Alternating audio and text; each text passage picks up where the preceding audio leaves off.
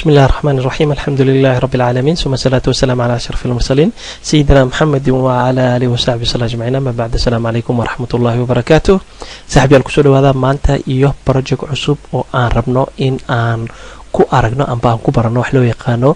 cost volume profit analysis oo aan rabno markii inaan ku sharaxno af Soomaali maanta waxaan noqonayaa insha Allah taala muuqaalka ugu horeey oo aan rabno in aan ku barano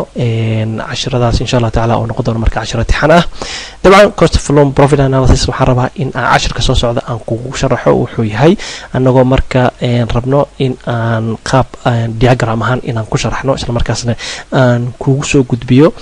waxa loo jeedo cost iyo volume iyo profitka iyo xiriirka ka dhaxeeya saddexdaas ayaan rabnaa marka waana waxa uu ku saabsan yahay projectkan hadii Ilaahay yiraahdo. dabcan waan arki doonaa inta casharaan ka sameeyno laakiin ma aha doona marka casharo aad u fara badan oo aadan xamili karin wuxuu noqon doonaa hadii Ilaahay yiraahdo casharo kooban isla markaasna tir ahaanna kooban.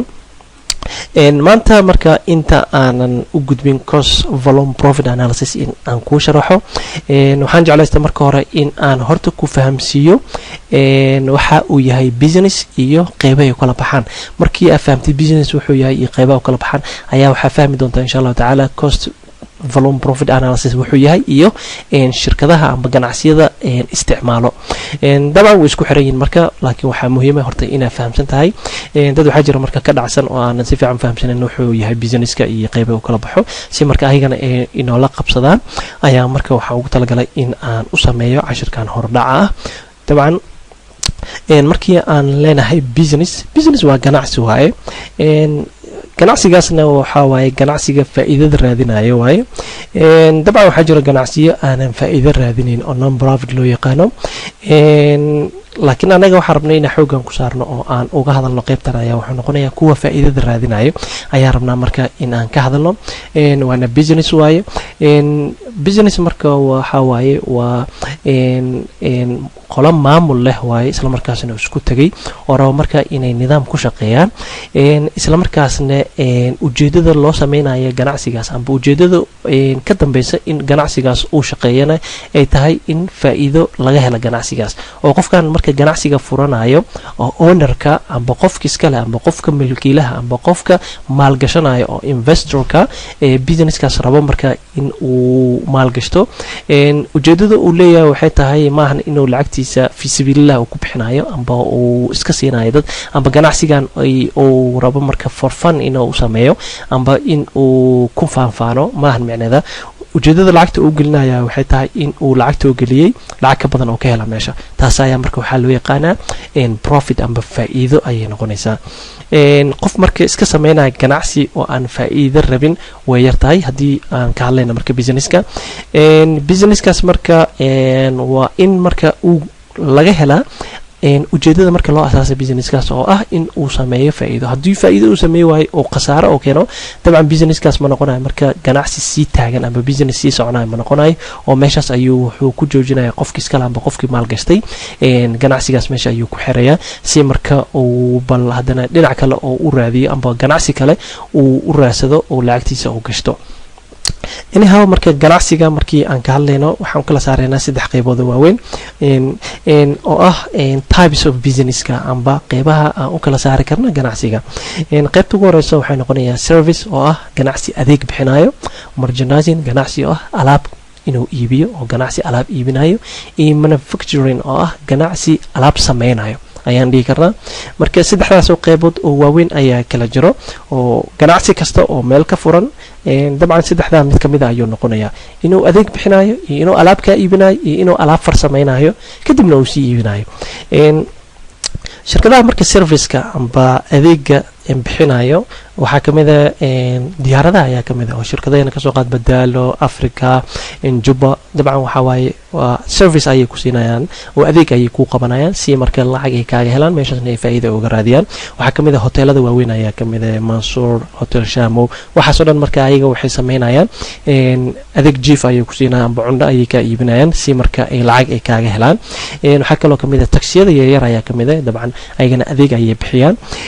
waxaa kaloo kamid ah shirkadaha taleefanada ayaa kamid ah Hormuud, Telesom, Somtel waxaas oo dhan marka waa shirkado marka isgaarsiin ku siinayo adeeg ayayna ku qabanayaan isla markaasna lacag ayay kaaga qaadanayaan waxa kale oo kamid ah shirkadaha internetka bixiyo ayagana waxa way adeeg internet ayay ku siinayaan si ay marka ay kaaga helaan lacag isla markaasna ay uga dhalayaan faa'iido marka shirkadaha serviceka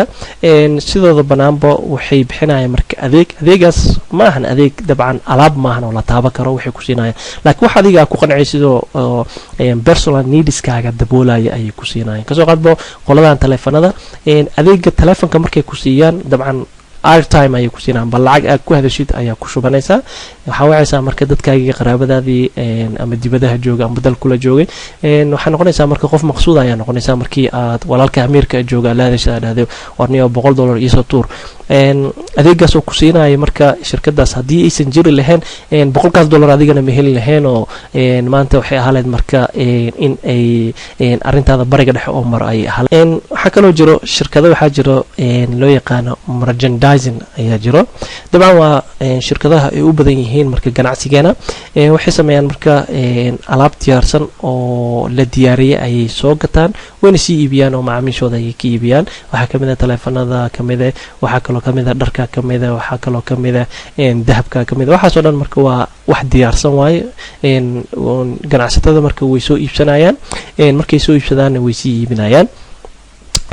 qaybta ugu dambaysa ah manufacturing waa dabcan waa shirkado wax sameeya waaye wadanku ku yar yahay shirkadaha saan oo kale laakiin waxay sameeyaan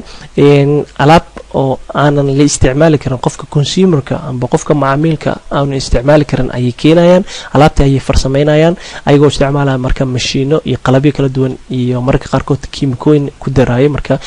si wax u farsameeyaan isla markaasna ka soo saaraya marka alaabtii alaab la isticmaali karo oo qofkii guriga joogay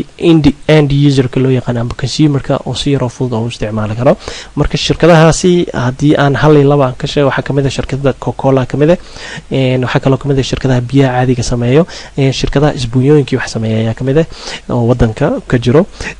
dabcan kuwaas waxay sameynayaan marka alaab ay soo iibinayaan oo ceeriina oo raw material loo yaqaano waxay ku sameynayaan marka transformation oo ah way bedelayaan dabcan waxay ka soo dhigayaan marka finished goods wax loo yaqaan oo ah alaabtii qofka macaamilka uu isticmaali lahay ayay ka dhigayaan marka saddexdan nooc oo shirkada ayaa jiro insha Allah taala dabcan waxaan ku sheegi doonaa marka meesha uu ka soo gali doono cashirka maanta aan qaadanayno project-gan aan rabno marka in aan barno ah cost follow profit analysis cashiro soo socda hadii la yiraahdo maanta insha Allah taala intaas ayaan ku hakinaya inta cashir lamid aan ku kulmayno هموغانين مركينا لا سعودي عشر ذي ذا سبحانك اللهم بحمدك أشهد أن لا إله إلا أنت أستغفرك وأتوب إليك والسلام عليكم ورحمة الله وبركاته.